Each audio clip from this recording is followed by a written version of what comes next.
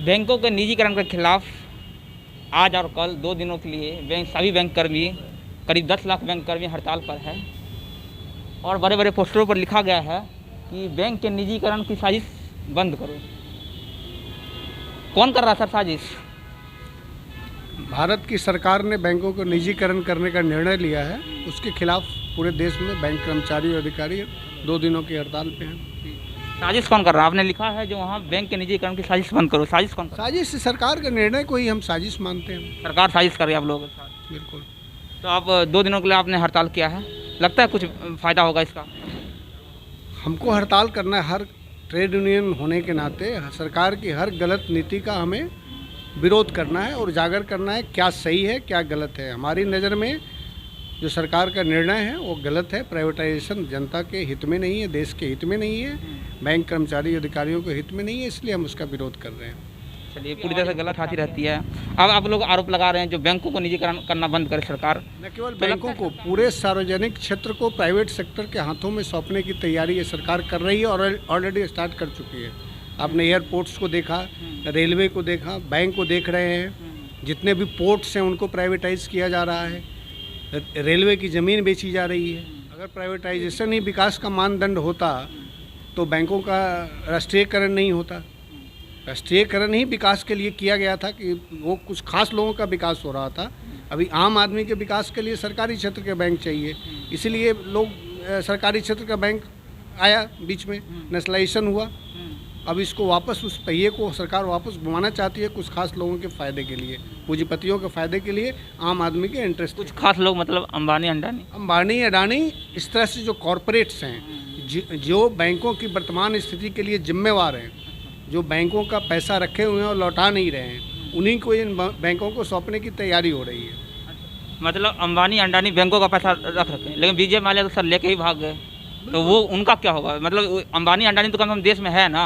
अंबानी अडानी तो सिंबल हैं। ऐसा नहीं है कि अंबानी अडानी ही है। ऐसे पूरे जो कॉरपोरेट जगत है, पूरा बैंकिंग इंडस्ट्री की वर्तमान दुर्दशा के लिए, एनपीए के लिए जिम्मेवार है।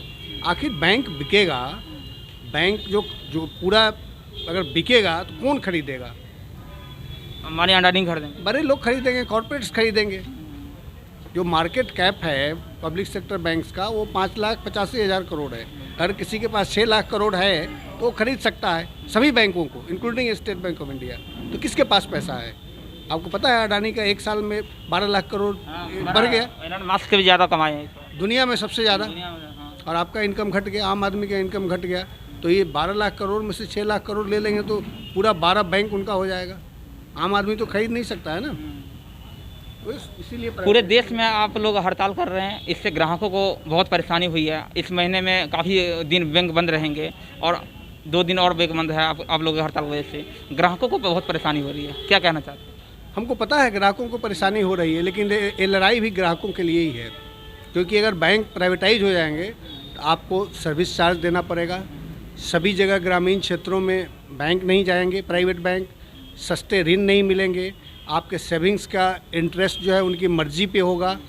जितना किस एग्रीकल्चर लोन है, एजुकेशन लोन है, एमएसएमई लोन है, जितने प्राइवेटी सेक्टर लेंडिंग है वो नहीं होंगे। तो अल्टीमेटली ये जनता के फ़ायदे के लिए ये लड़ाई है। स्वाभाविक है, जब आप बड़ी लड़ाई लड़ते हैं तो कुछ सेक्रीफाइसेस करने होते हैं और हमें इस बात का एहसास है कि जनता को असुविधा हो रही है, लेकिन हमारे पास दूसरा कोई विकल्प नहीं है कि हम अपनी आवाज़ सरकार तक पहुंचा सकें। प्राइवेट बैंक के खिलाफ वो अपनी मनमानी करती रहती है लगातार प्राइवेट बैंक, और उससे ग्राहकों को खासा नुकसान उठाना पड़ता है। जैसे अगर कोई अकाउंट अगर खुलवा लिया, 0 बैलेंस है उनके अकाउंट में, तो वो रुपया माइनस में चला जाता है।